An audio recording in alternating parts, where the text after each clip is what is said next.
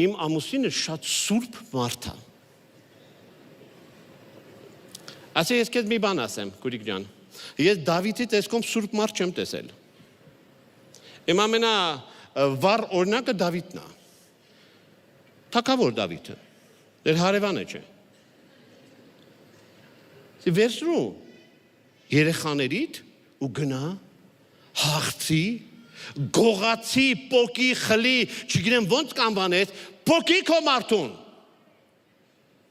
Ինքը արեց եւ այս ամառ վկայություն էր տալիս։ Ոնց փրկեց իր ընտանիքը։ Մի քուրիկներից մեկն ասեց, չէ, դա տիրոջ կամքը չի, ինքը շատ աստվածավախ մարդ է։ Հետո այդ աստվածավախ մարդը մի ամիս չզանգեց։ Հետո տագնապը սկսեց ընտանիքում ուրա։ Մի անգամ էլ զանգերից լուբան պատասխանեց։ Ասեց հանգած